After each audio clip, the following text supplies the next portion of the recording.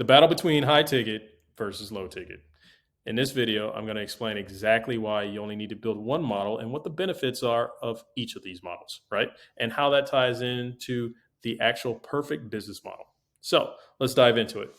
Let's talk about high ticket for a minute, right? Number one, if you're not familiar with the term high ticket or exactly what it means, is basically any product that's like over $3,000, right? Number one, they're usually harder to sell online or direct to consumers. You can't sell it via webinars; it becomes a little bit more difficult. You're usually selling these type of things over the phone, face to face. You have a longer and better sales process. The client typically has a higher expectation of what they're paying for. But with that said, you're actually attracting a better quality client in a lot of cases. They're typically more detailed, and like I think I said this before, but a better quality product overall, and they're actually harder to build. So let's kind of dive into what low ticket is. Low ticket is typically something that's less than $3,000. It's a lot easier to sell. It can often be done online. There's not much expectation from the actual buyer. The client usually never looks at it or spends much time on it. They may not or it may not produce a result at the end of the day.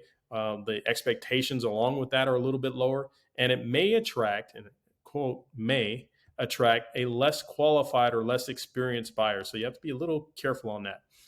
They also can be sold fast and at scale.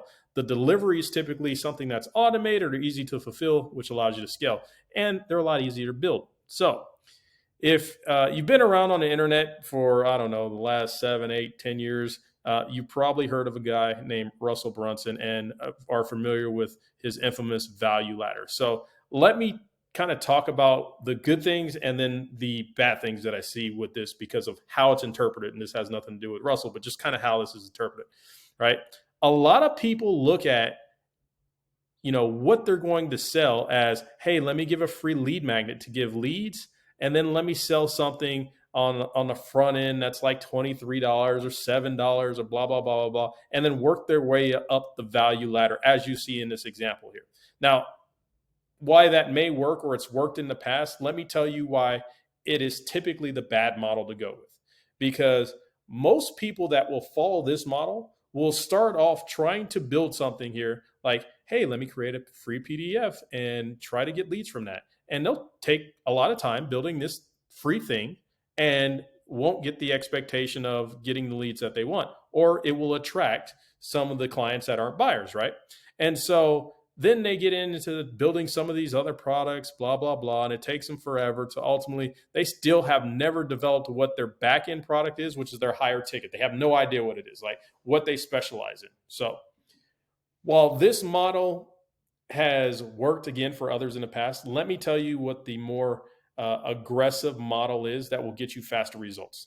It is to start with whatever your speciality is or whatever you specialize in and sit there and build your high ticket program. And here's why. Everything within your high ticket program then gets splintered off and becomes part of your back end, your middle, your front end, and your lead magnet later on. So I'm going to give you an example. Let's just say you run Facebook ads, mastermind, and so forth for whatever reason, right? You may give them the blueprint on how to set up their ad campaign or naming conventions in their ads as a template for free. But guess what?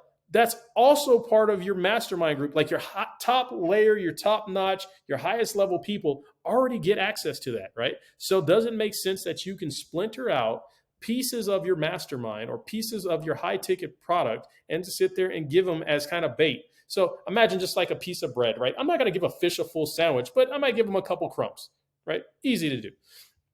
So I want you to think of it in that terms, like focus on building your high ticket program first. And then once you do that, you've completed everything. Like nothing else needs to be built. It's already built within the system. Everything is done, right? And then you can kind of step down and build your value ladder. Now, if you think of this from the analogy of what's harder, walking up the stairs or walking down the stairs, right? So this arrow, I would typically reverse and say life is a lot easier as you walk down the stairs versus trying to walk up.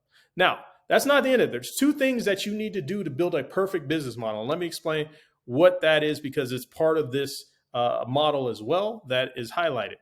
Number one, you need that high ticket product that you're going to sell. So again, high ticket product, anything over $3,000. And I'm going to tell you from experience, $3,000 typically is not a lot or enough. You need to be closer to the 5 or 6, in my opinion, for various different reasons. That's for another day, another video, right?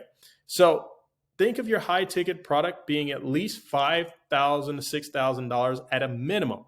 And after that, you need some kind of, as you see here in the diagram, a continuity program, right? Or what I like to call a reoccurring revenue stream, right? And if you build those two things into your business, you will typically have a successful, predictable business, right? So we use SaaS. And I will leave a link. If you don't know what a SaaS company is, it's software as a service.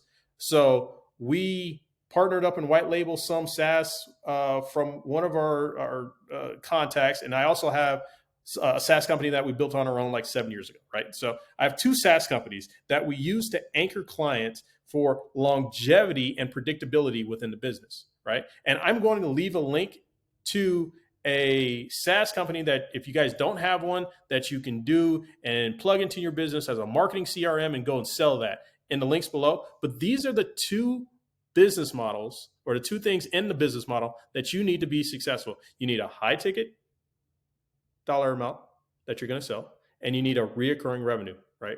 And so that high ticket is going to be anything over $5,000, right? Because in order to sell that, you'll get velocity in terms of income. And then what you want is stability over time with the continuity.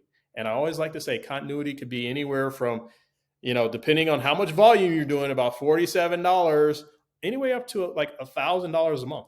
There people will pay that. There's people that I know that $2,500 a month, $4,000 a month in continuity, depending on what the actual product is. And again, the higher value, higher quality product, the more people are willing to pay over time. So I hope that was beneficial for you. If you guys have any questions, please leave them in the comment below. If you have any ideas or any questions about your business, please ask them below as well. And like I mentioned before, I will leave a link to the same SaaS company that we use and white label from partners of ours that you can use and plug into your business in the description below. So until next time, I will talk to you soon. Take care.